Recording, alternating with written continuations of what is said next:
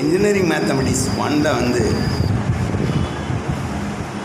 Third யூனிட்டில் differential calculus அவனுடைய applications, radius of curvature, centre of curvature, circle of curvature, evolute envelope,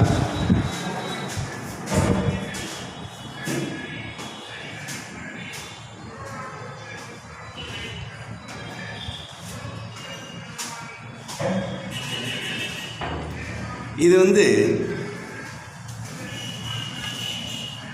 உங்களுக்கு ஒரு தனி யூனிட். இது பார்த்தோம்னாவே இந்த டெவன்சியேஷன் அண்டு சிம்பிளிஃபிகேஷன் முழுமையாக புரிஞ்சிடும்.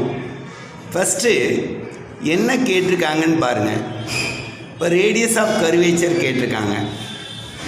இந்த ரேடியஸ் ஆஃப் கர்வேச்சர் ரோஸ் equal to 1 + y1 square whole power 3/2 by y2. இந்த y2னா இந்த d squared I by dx squareல given பாயிண்ட்டை சப்ஸ்டியூட் பண்ணோம்னா கிடைக்கிறதா இந்த y2. y1னா dy by dxல இந்த given பாயிண்ட்டை சப்ஸ்டியூட் பண்ணி கிடைக்கிறது தான் y1. இப்போ ஃபஸ்ட்டு இந்த கிவன் ஈக்குவேஷன் ஆஃப் த கர்வை டிஃபரன்ஷியேட் பண்ணி dy by dx கண்டுபிடிக்கிறோம். y is equal to c cos hx by c. இப்போ இதை டிஃபரன்ஷியேட் பண்ணோம்னா dy by dx equal to c cos hx differentiate பண்ணால் sin hx by c. அப்புறம் இந்த x by c differentiate பண்ணுறப்போ ஒரு 1/c. இப்போ c கேன்சல் ஆகிடும். அப்போ sin h x by c இதான் நமக்கு இந்த dy by dx.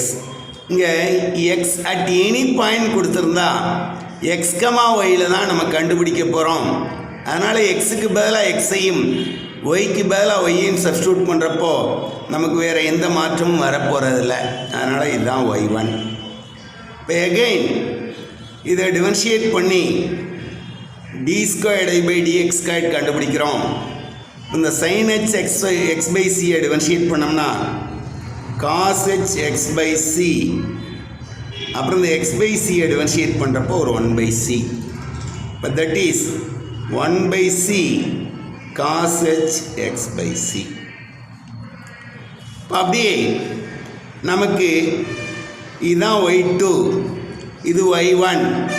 அப்போ y1 தெரியும், y2 தெரியும். அப்படியே இங்கே சப்ஸ்டியூட் பண்ணுறோம். 1 + sin h squared x by c whole power 3/2 by 1/c cos h x by c.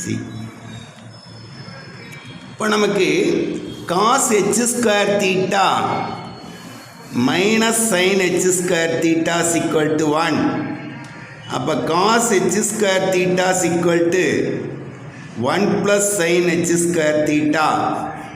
அப்போ இந்த 1 + sin h square thetaக்கு பதிலாக cos h square theta போடுறோம். இந்த 1/cங்கிற சீன் மேலே போயிடுது. cos h squared x by c whole power 3/2 divided by cos h x by c. இப்போ c இந்த ஸ்கொயர்டும் 2ம் கேன்சல் ஆகிடுது. cos h cube x by c by cos h x by c. ஒரு cos h x by cயும் cos h cubeல ஒரு cos h x by cயும் cancel பண்ணிடுறோம். இப்போ c cos h squared x by c. இப்போ given y is equal to c cos hx by c. அப்போ y by c is equal to cos hx by c. அப்போது இந்த cos h ஸ்கொயர்டுக்கு பதிலாக y squared by c squared போட்டுறோம். சரி, இந்த cயில் ஒரு ஸ்கொயரும் இதுவும் கேன்சல் ஆகிடுது. இப்போ y squared by c. இப்போ இதுதான் இந்த கேட்னரியில் so that the radius of the curvature at any point of the catenary y is equal to c cos x hx by c is y squared by c ன்னு prove பண்ண சொல்லியிருக்கான். Find also the radius of curvature at any point 0, c. அப்போ இந்த y1 கண்டுபிடிக்கிறீங்க. sin h 0 by c. அப்போ sin h 0 that is 0. இப்போ y2 இதில் 1 by c cos h 0 cos h 0 வந்து 1 by c into 1 by c. Therefore radius of curvature is equal to 1 plus y1 square whole power 3 by 2 by y2 1 plus 0 square whole power 3 by 2 divided by 1 by c. இந்த 1 by c divide பண்ணுறது அப்படியே தலைகளாக போயிடும். இந்த 1 plus 0 ஸ்கொயர்னா 0 தான். 1 plus 0 1 power 3 by 2. ஒன்னோட power எதுவாக இருந்தால் 1 into c. That's all. We see all the best.